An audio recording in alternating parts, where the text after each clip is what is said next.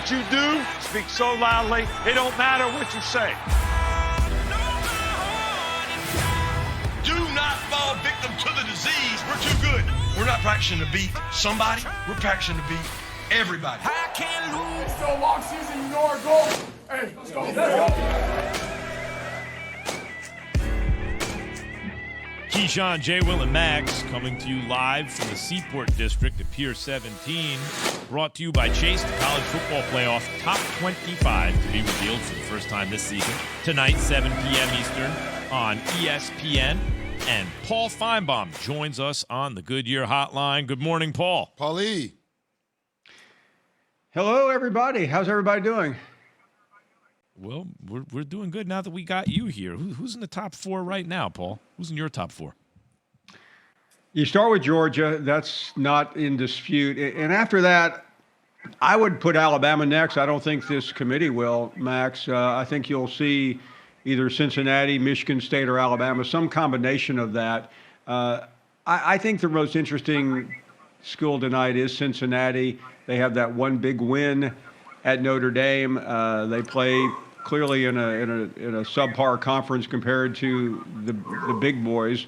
But they have not lost a regular season game in 2 years, and they have the public support. Whether that means anything to these 13 people on the committee, I don't know.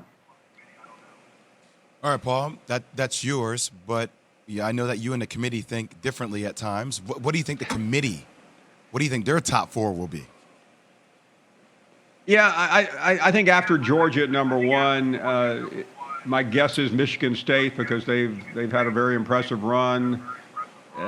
Probably Cincinnati and Alabama. They value what happens on the field, and we all know Alabama's lost. The confusing thing, I will say this, Jay Will, right now, is do not, under any circumstance, get too hung up on what you see tonight. I realize it's the first reveal, and it's very important, and we're all excited. However, there are a lot of games left that will matter a great deal, especially for a school like Ohio State, who lost earlier in the season to Oregon, but still has Michigan State on November 20th and Michigan at the end of the month. And those are powerful games in terms of improving their resume. It's also going to be interesting to see how the committee divvies up Oregon and Ohio State. Remember, they met second week of the season. Oregon won the game.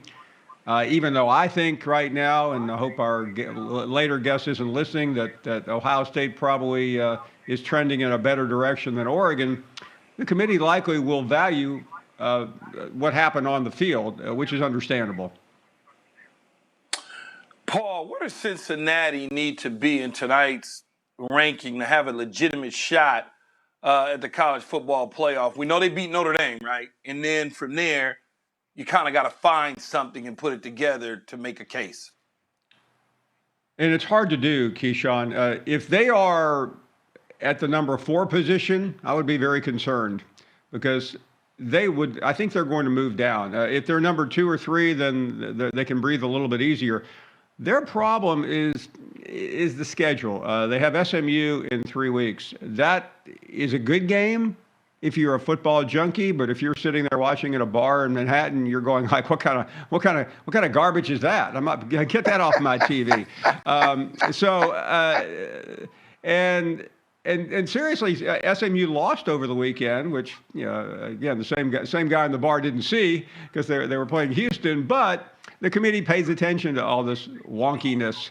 So I think if they're below 3, they're in trouble. Well, I've been hearing Mel Tucker's name a lot more now associated with, all these different schools that are looking for jobs. Like, where do you think, I'm not trying to take him away from Michigan State right now, but are you hearing the same? Is there that same excitement about Mel Tucker? Yes, and what's interesting, 3 weeks ago when Mel Tucker's name came up, a lot of people are shaking their head going, who's Mel Tucker?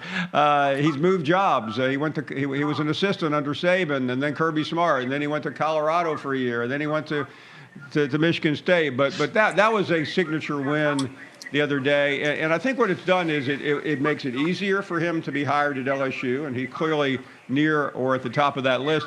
I also think it puts a lot more pressure on the people in East Lansing to keep him. A win like that, and suddenly you call the big boosters, the guys that own the food chains and everything else, and go, hey, we need money to keep this guy here. And the fact that he just beat Jim Harbaugh makes it easier, I think, to make that happen. Paul, we have Mario Cristobal on the show at 9:45 a.m. this morning. Where do you think Oregon will be ranked in tonight's rankings? I think they'll be probably 5th or 6th, and they lost one game in overtime at Stanford, but they have one of the 2 or 3 best wins of the year in college. Well, let me correct myself. I think they may have the best win of the year in college football, going to the Horseshoe and beating Ohio State.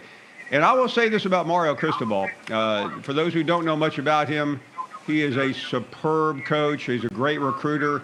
He was at Alabama for a number of years under Nick Saban, and they love him in Tuscaloosa. Well, I say that because you're always looking ahead as who could end up taking Nick Saban's place whenever he leaves. Mario Cristobal would be very much on the top of that list right now. Now, the question is, his name comes up for every job. It came up for SC a couple of weeks ago, as you guys remember. I think he is in a great spot at Oregon. I don't think he'll leave right now, but he is going to. He is and will continue to be one of the hottest coaches in the country. Paul, you run the SEC. You got all the information. You know where the bones are buried down in that country and that land. What did you make of Dan Mullen's comments that he won't talk about recruiting outside of the recruiting season for whatever strange reasons? And when you think about it, could his job be in jeopardy at Florida?